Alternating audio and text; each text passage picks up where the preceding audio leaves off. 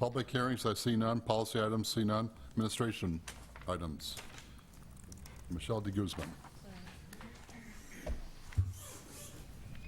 You probably don't know what to do with yourself at 7:30 coming up here. You're Never used to get up about this 9 early. o'clock. Can you stretch this out a little bit? I'll speak very slowly. I'm kidding about that, Michelle. Thank you very much. Michelle de Guzman, City of Emeryville, Economic Development and Housing Department. Good evening, Mayor Brinkman and members of the City Council. I'm here tonight to discuss with you revisions to the first-time homebuyer loan program and program guidelines for the below-market rate ownership residential program. The staff recommendation would be to consider the foregoing report and adoption of 2 resolutions, one revising the existing program guidelines for the City of Emeryville first-time homebuyer loan program for both market rate and below market rate units, and approving new program guidelines for the sale and resale of BMR ownership residential units. Our existing affordable home ownership programs consist of a couple of things that we did primarily during redevelopment, and they're still in place. One is the creation of BMR units through the city's affordable housing set-aside ordinance, and that creation was frequently supported by additional financial assistance from the, should have put former, Emeryville Redevelopment Agency. As a side note, the way that those units are created is through an affordability covenant that is signed by the owner and recorded on the unit. So should that particular owner put the unit into foreclosure, then those affordability covenants are junior and subordinate to the first mortgage. So if they go into foreclosure of the first mortgage, then the affordability covenants are lost and the unit is no longer a BMR unit. And again, the creation of BMR units occurs through the Affordable Housing Set-Aside Ordinance, which only occurs if there's new development. Then the other ways that we assisted were down payment assistance in the form of second mortgages. Those second mortgages are silent in that they are fully deferred until resale. There's no payment that is due on them, although they do accrue interest at a simple interest rate. There were 4 loans. The first-time homebuyer loan program, which we'll be discussing further tonight, the ownership housing assistance program, which has been fully expended, and those were funded by redevelopment monies. There were 2 programs that were funded by the state. One is Cal Home, for which we still have existing funding, and Housing Enabled by Local Partnership Program, HELP, and that has also been, those funds have been fully expended through loans. When I say they're fully expended, they've all been provided to borrowers to assist with income-eligible buyers to purchase home units. And the last element of our affordable home ownership program was foreclosure prevention. That is helping both our program participants as well as general homeowners in Emeryville to retain their units and prevent foreclosure to begin with, or to stop it if they're already in the foreclosure process. The major elements of that prevention program were that we provided regular workshops on loan modification and foreclosure. Those were funded by the redevelopment agency and have not continued into the current fiscal year. We provide referrals to foreclosure prevention resources. We track data on foreclosures. We provide outreach to residents receiving notices of default, and that is direct contact if we receive a notice. We provide them specific information by mailing or calling them and letting them know about programs that are available to them. And then we also pay for funding with the Unity Council. We have a contract with them for them to provide direct counseling to our program participants facing foreclosure. And to clarify, program participants are anyone that has purchased a BMR unit or has received a loan through the city. So if you've received a loan, you can use it to purchase either in the past, either a BMR unit or a market rate unit. So there are some people that have a loan, some people that have BMR, and some people that own a BMR and have a loan. The goals of the affordable home ownership programs have been to support home ownership for income-eligible households, to target city funds where they are most needed, to maintain the city's supply of BMR units, and to reduce risk to the city's affordable housing resources. And those resources are reducing our financial risk, which are the funds that we provide for loans, as well as the supply of actual BMR units created through the Affordable Housing Ordinance. Since I've said it a couple of times already, I do want to be more specific as to what income eligible refers to. The BMR units, as well as the loan programs, you have to have there's maximum limits for how much a household can have as household income in order to qualify for these programs. So I obviously am not going to read the table, but you can see what those income limits are based on the number of persons in the household. So a BMR unit will be designated a moderate income unit, as an example, or the Cal Home program is available to households that make low income or below. So both of these, you're looking at two major elements. One, there's changes to the existing program, and the other is a new set of program guidelines for the BMR program. And why is staff pursuing these changes at this point? Why are they being brought to you? Under redevelopment, the main goal was really to expand home ownership opportunities to those income-eligible households. And so we primarily looked at trying to qualify households to see if they met our income qualification. Then we wanted to make as many home ownership opportunities available to them. There is significantly less funding at this point, although the city still wishes to pursue these affordable housing goals, or has been our direction so far. So how are we going to achieve these goals with the significantly less resources that we do? So we feel the best way to do that is to target within the larger universe of income eligible households to really look who has the greatest need for city assistance. And what that really means is, when you look at whether or not somebody needs assistance, they can have a certain income level, but given the particular transaction they may be entering into and their particular financial situation, they may or may not need a full level of city assistance. For instance, a particular household could be purchasing a unit that is less expensive and therefore more within their financial needs, so we can give them a smaller loan. Or they may have a particular financial windfall at this given moment. They've received an inheritance. So again, even though their income, what they receive month to month from their job, may make them income eligible, we can really drill down and look at their specific situation within a particular context. And why these changes are still needed, additionally, is that staff regularly receives requests for down payment assistance. So there's clearly a need for this down payment assistance still. And why we need BMR program guidelines is that BMR resales are ongoing. There were 13 BMR resales in fiscal year 2012-13, and there are 236 BMR units within the city, so those units will continue to turn. And to be specific, the city had not had program guidelines for the BMR program in the past. We had typically, the majority of BMR units were purchased using city down payment assistance loans. So we used those program guidelines for our loans to work also with the BMR program. So since there's significantly less funding available to provide down payment assistance, we need specific guidelines that refer only to the BMR program. What the issues are with the current programs, which is what these revisions are hoping to address. And again, this is to focus the city funds so that they're means tested, which is means testing is that exercise of looking at a particular transaction. Previously, there was no maximum purchase price for market rate units. So by establishing that, then we'll minimize the amount of loan that we'll provide. Income eligible households that did not need to demonstrate the financial need for assistance. And that goes back to what I had referred to earlier.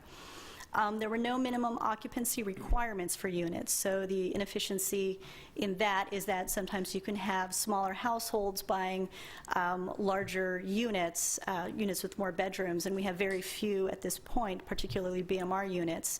So we'd like to prevent, say, a one-person household from purchasing a larger three-bedroom unit. As I mentioned in the past, purchasers of BMR units also receive down payment assistance funds from the city. It's not a problem per se, because that helped to increase the affordability of the project, or the units.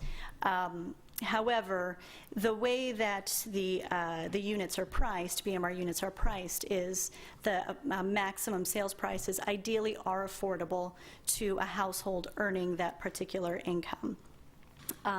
So ideally, the prices do not necessarily necessitate additional financial assistance. In the past, we also provided down payment assistance to higher risk borrowers. And that was, again, to facilitate home ownership among income-eligible borrowers. Those borrowers were not able to qualify for conventional bank loans, so the city was willing to give them additional funding or layer several of those funding sources that I had referenced earlier in order to make those transactions financially feasible for them. And then, as I mentioned before, there are no program guidelines for the purchase of BMR residential units. And if we continue to move forward with BMR transactions without city assistance, then we need a framework for that. So the methodology of how we arrived at these revisions are we did a review of past practices. We reviewed several BMR programs for other Bay Area cities that have inclusionary housing ordinances. There's a list of who we did, and then we also tried to cross-reference the program guidelines along with the BMR guidelines to make sure that everything worked together. So these are the recommended changes to the first-time homebuyer loan program, both for market rate and below market rate. So the maximum loan the maximum loan will be set by unit type, and it'll either be 20% of the home price or 20% of the maximum sales price for the unit type for the city's housing affordability table. What I left off of this is whichever is less. And the minimum and maximum household size by unit type will now be required that the minimum is one person per bedroom, so that a one-person household can buy a one-bedroom unit, but a one-person household can't buy a two-bedroom unit. And then the maximum is 2 people per bedroom and then one person outside of the bedroom. So the example of that would be a 2-bedroom unit could have up to 5 people, but a minimum of 2 people. Can I just interrupt and ask, your unit type then is the size? The number of bedrooms, Okay, yes, yes. And then the last item is the maximum loan-to-value ratio of 98%. That's sort of a underwriting thing that I think a lot of people aren't particularly familiar with. So I have this table here to sort of talk it through just a little bit. Because loan-to-value ratio, it sounds like, well, they only need to get a 2% loan. But in a transaction, when you purchase a home, there are also closing costs, and they can range that are applicable to the seller. Most of the closing costs are related to your loan, closing costs, title insurance, appraisals, there's various fees. So the total cost to the buyer is the sale price of the unit plus all of these closing costs. And so that, you can see I use an example of $270,000, which is right around, I believe, a 1-bedroom unit, and our maximum sale price table. And so how would that look like for a typical first-time home buyer? This would be purchasing a market rate unit. I just used 270 because it seemed like a decent range for a market rate unit, a buyer. So they would need to get a bank loan of about $252,000. We would give them a first-time home buyer loan of $12,000. Together, those two loans would total 98%. Their value is 98% of that $270,000. Not the 278, but the 270. The buyer would be required to come up with a down payment of 3%, which in this case I also used a 3% closing cost, so would cover their closing costs entirely. And then there's this amount here that's called gift funds. And that would be an amount needed to cover the difference between the loans and the buyer's down payment in order to get to the total cost. It wouldn't have to be gift funds necessarily. This is just to demonstrate that there would be a gap.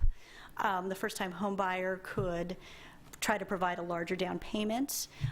They could pursue, if there was grant funds that were available, they could pursue that, but that would be how they would put together the financing to purchase this unit, and that's how it would work with the loan-to-value ratio of 98%. And then changes to the first-time home buyer loan. only applicable to the BMR units. So this goes back to the issues that I addressed. Staff is recommending that the BMR, the first-time homebuyer loan program, only be provided to a BMR unit if the unit is in foreclosure under the current owner. And this is not to save the current owner, that this is the assumption that the current owner doesn't wish to continue to reside in the unit or cannot continue for some reason, and has either wants to sell the unit or in some cases, as we've experienced, has abandoned the unit. And so we wish to save it from foreclosure, where it would be sold in a trustee sale, and it no longer becomes a BMR unit. We've lost that out of our supply. So we would then make a loan available to a potential buyer who would be income qualified. We would limit the loan amount only necessary to reduce front end and back end ratios, which I will describe in 1 second, to meet allowable maximums, and the loan amount will be limited to the amount necessary to bring the total down payment to 20% of the purchase price, and that is so that the buyer would avoid having to pay private mortgage insurance, which is an additional monthly cost. So front end and back end ratios. Front end ratio is a term that's used to describe your monthly housing costs, and your monthly housing costs would consist of your mortgage, your homeowner's fees, your insurance, and your utilities. And back end ratios is any other systemic debt that you may have, student loans, car loans, if you have a significant credit card bill that you're paying off in installments.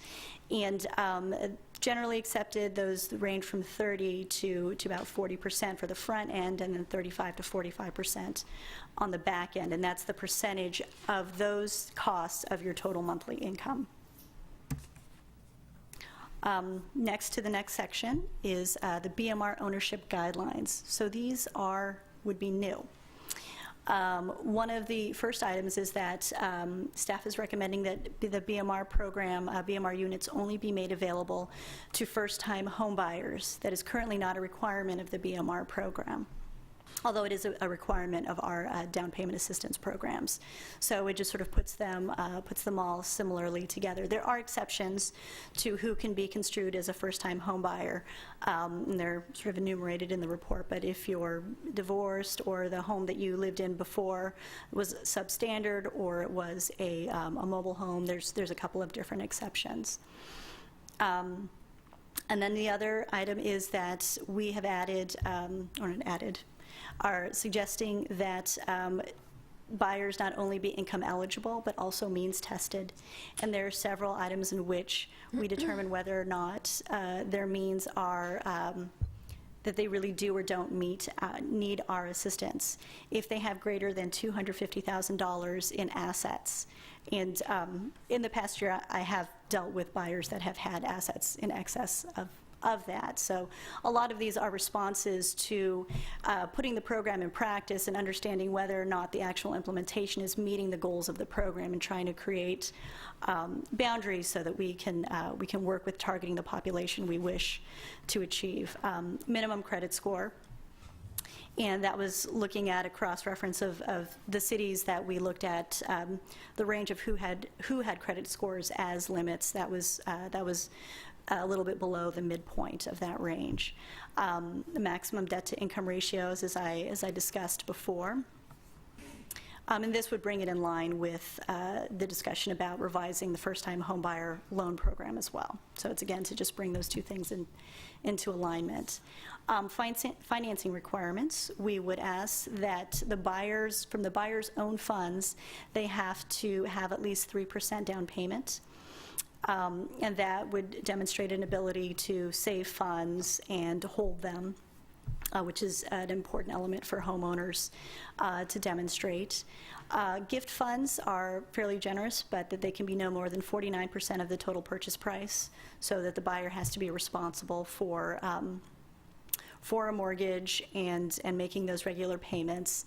And all cash buyers, if the event there is an all cash buyer, they must still meet the front end and back end ratios. And all cash buyers would generally arise from folk that, as I mentioned, have had a particular, windfall is probably not the right word, but Some examples that have come up in the last year are people that have recently divorced, they've sold the family home, so they have a portion of that cash and they want to reinvest it in a home, but it's a one-time thing, and that they like to put that in. Or someone that has recently gotten a settlement payment due to an injury, and again want to put that into a home. Yes. So what you're saying by all cash buyers are giving us 100% cash for the BMR unit? Yes.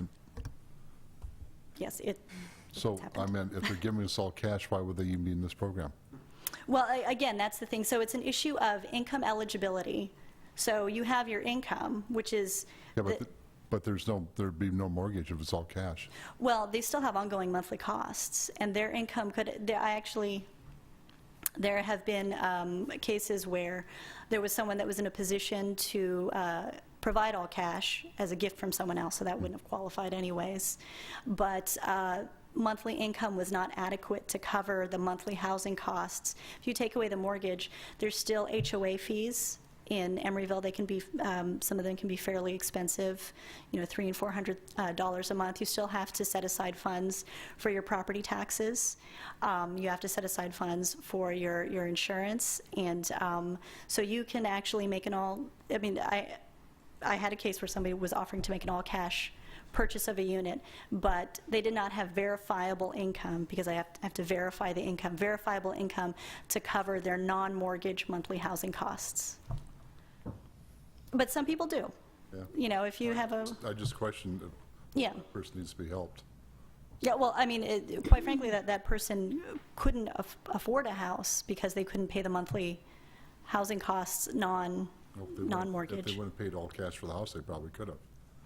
It was, If they wouldn't have paid all of it, right? Yeah. Yep. right, Just finance half of it. Finance half of it. right, yeah. They could have financed a portion of it and paid it out for some period of time, but, Michelle, I had a question about the gift funds and allowing 49%, no more than 49% of the total purchase price. And I asked staff, is this kind of, what are other cities doing, right? Because to me, that seems like an excessive, a really high Right. amount. And so if you can just give me a better picture of, how many cities kind of participate in this, and what is, kind of a rate that seems to maybe, I don't know, be more reasonable, or be, more used across other municipalities? yeah, so. Really high. Yeah, so we looked at those, we looked at those cities that I had mentioned before, and there was a wide range. Some of them allowed no more than 2% of the purchase price. Some of them limited it to a particular dollar amount, and some didn't have a limit at all, and weren't overly concerned about that. Bless you. So, given the interest that we have gotten in, and I do get a lot of inquiries about folks wanting to use gift funds for this purpose, primarily the gift funds are a gift from family wanting to help out somebody to buy their first home. And so after discussion among staff, we settled on this amount. It's not particularly set in stone. It could be lowered. We bandied about a couple different ones, but decided to err on the side of allowing more gifts in order to make it more financially feasible. Okay. If you want to consider a lower amount. Yeah, that's what I would feel more comfortable with that, but let's finish Yeah. and maybe have some Okay. discussion. Yeah, thanks. One consideration would be that it would be to gift funds to make it no more than 20%. Their mandatory down payment, and no more than 20%, plus their down payment and again, to free them from the potential cost of private mortgage insurance. Yeah. Ms. Davis has a question. Yes, I'm sorry. Michelle, is this 3% down payment, is that an average across the other cities Yes. that have programs like this?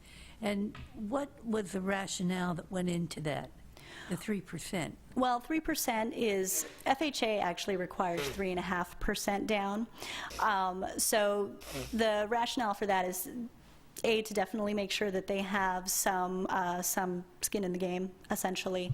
And the 3% is to bring it in line, because most of the income-eligible buyers hopefully will be pursuing loans that are backed by the FHA, and we wanted to make that in line with what they require as well. So should we make that 3.5? Yeah, why isn't it 3.5 Sure, then? we can raise it to 3.5. It was just, again, this is what is required from the buyer's own funds. So they could achieve the FHA requirement. FHA doesn't require that 3.5% to come from their own funds. So, I mean, getting 3% of a $270,000 unit is a fairly significant task. But we can increase it to 3.5 if that's the council's pleasure. No, I just misunderstood. FHA just said 3.5, not where that came right. from. Okay. And then the last item is maintenance requirements, and this goes to preserving the city's BMR stock to make sure that it is well-maintained, and as it moves from buyer to buyer, that the units are clean and well-kept.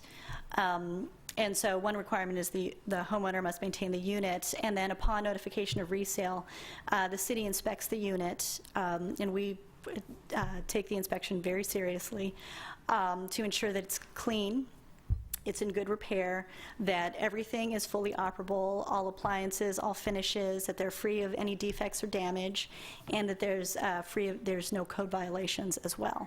And the existing owner is responsible for making sure that the unit passes the city's inspection before the close of escrow, otherwise the city doesn't authorize escrow to close.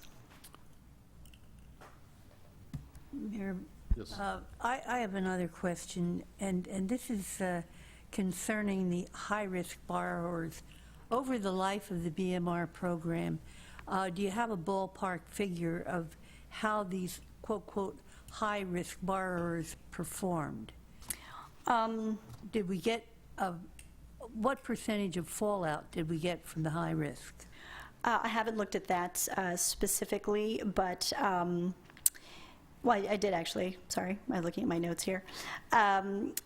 Overall, in terms of what we've lost to foreclosure, as well as short sales, because short sales are another indicator of high-risk borrowers, there have been a loss of 4 below-market rate units, and to foreclosure, and 6 market rate units, and those were losses of city funds, and those actually tended not to be the higher risk borrowers because we didn't layer the funding like that as we did on the BMR units. For the, and then we had 8 short sales of BMR units. And the majority of 6 of those 8 short sales on the BMR units were borrowers that had multiple loans, where we provided, the high-risk borrowers are generally the ones that we've provided more than one loan type to. Since they maximized the amount that they could borrow under one loan type, we would provide them additional funding. But percentage-wise, those numbers of the entire program, what are we talking about? Oh, the entire 15%, program. 20%? Oh, no, it's much smaller. No, It's we're smaller. way down, and low, if you compare that to the track record with the Bank of America and Wells Fargo and the rest of these guys, I want to commend our housing people, because I think you've really kept it's a good program, it's done a lot of good, but you really kept it on the straight and narrow. It's a commendable track record. Yeah, no, it's very low, but we're just trying to mitigate that risk because we have less. In a couple Michelle? minutes, Ken. Let Michelle finish first. Do you have a sense of those, the short sales, foreclosures, were those borrowers originally, moderate, low, very low? Most of those borrowers were actually the high-risk borrowers, as I was indicating. So they were low-income borrowers that bought moderate-income units, and then we provided layered financing in order to bring down the price. Okay. Still an outstanding record. Yes. Outstanding. And the 660 credit score, was that brought up from what it was prior? Or did you- We didn't have a minimum credit score before. We didn't, Yeah. okay. Okay, so the fiscal impacts of these recommended changes. So we have not been making any loans on the first-time homebuyer program since the elimination of redevelopment. And that's largely because once redevelopment was eliminated, at first we didn't have any we didn't have any funding. However, over 2012-13 fiscal year, we received about $518,000 in loan repayments. Most of those were the result of people selling their units. A couple of them were people that just repaid us but retained their unit. And the benefit of that for a market rate unit is we have restrictions on the unit once you take our funding, so that takes away our restrictions. They don't have resale restriction requirements, but they have, for instance, owner occupancy requirements. They have to get approval from us if they want to refinance, and so that takes us out of the mix for them, and it works out. And so assuming an average loan of about $50,000, there is funding to underwrite 10 loans. And we would like to begin to make new loans under this program, but we haven't done so because of the, because we feel there's some issues with the program that should be rectified. Are there people kind of waiting to hear from us? There's a lot of people that have been asking me about it, and I've been telling them, well, we're going to bring it to the council, and so here you hopefully- are. Yeah. And under the BMR program guidelines, we don't believe there'll be any additional financial obligations. Again, this is just to give us a rule book about how to deal with BMR transactions. And this item was previously brought to the Housing Committee in August. They made 2 recommended changes. One was that initially there is an exemption, as I mentioned, to the first-time homebuyer requirement for several categories. And initially that exemption was only extended to EUSD teachers, and they suggested that it should go to all employees of EUSD. And staff's initial proposal for occupancy minimums was 1 person or the number of bedrooms minus 1, which would in fact allow the condition that I talked about of a 2-person household, or a 1-person household buying a 2-bedroom unit. And while that's fine per se, the Housing Committee felt that in order to promote for our program goals, that it was better to have minimum occupancy be 1 person per bedroom. So that is, those changes have been reflected in the reports that were brought to you today. So I am available for questions. Council, any questions? Or let's Will we hear from the Ken. public? Yeah, but I just asked for him to come up. You're too quick, you guys. This side is awake tonight. Just a couple of comments. I'm not sure that the program should be restricted so that you have to be a first-time home buyer. I mean, there can be many, many reasons why somebody owned a unit before and should be potentially eligible again. And, you know, the city of Richmond has an interesting program where whenever there's a foreclosure, they step in by eminent domain and try to acquire the unit. And I don't know how successful that is, but that might be a way to get some units that would be less expensive. Thank you. Okay, thank you, Ken. Anybody else like to speak on this item? What's the pleasure of the council? I'd move both resolutions. Second. Wonderful job. You guys Second. are going in the right direction. Any, I would like to see the gift requirement lower, 20%. how many gifts, how many people have expressed that there's a gift to buy their unit in the past? I don't have data on that because we had no requirements related to gifts, so I just didn't allow that in the last year. Okay. Jack, can I ask you, what is the reasoning? Well, because if behind someone has basically a stream of wealth that will help them pay for 49% of their house, they have a real advantage over most home buyers. I would think that they would have less of a problem getting into the market. For me, I just think that that's both excessive and if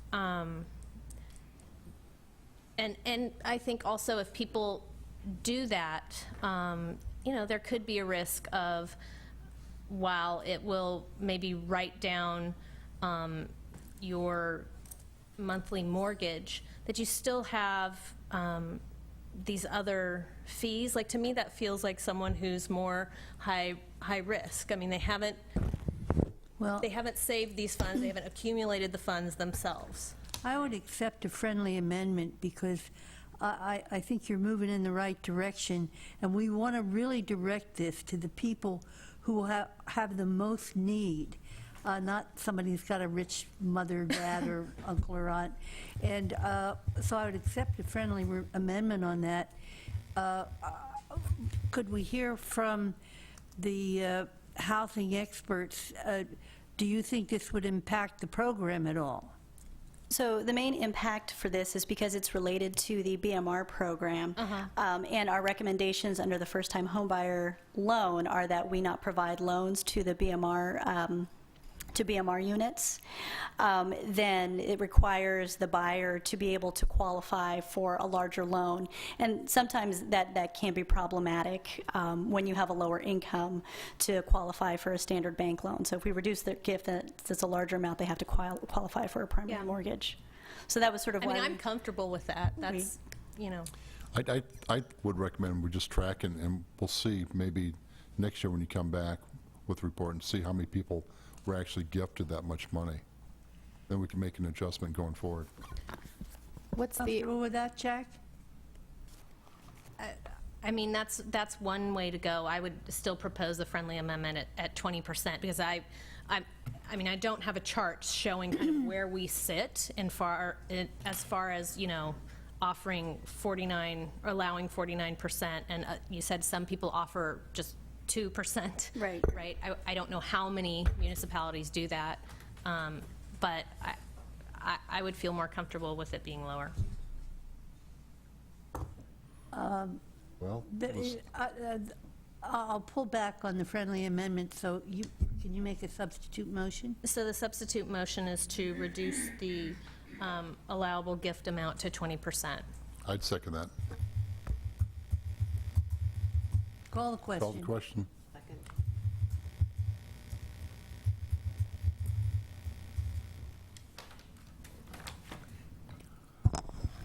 Councilmember Atkin. I'm okay with that. Is that yes? Okay, Councilmember, That was a yes. She's okay Councilmember with that. Davis. Yes. Councilmember West. yes. Vice Mayor Asher. Aye. And Mayor Brinkman. I'm okay with that, too. Okay, so that item passes. Are those two Thank you. resolutions? Very well done. Well done. Okay. Can I make one comment, though? I just want to say that I was very glad to see the proposal for the minimum occupancy requirements. So thank you to the right, Housing right. Committee and to staff for that. Excuse me, was that a motion? There were two resolutions. The motion was for both For both resolutions. resolutions. Yeah. So there's no city as a housing successor.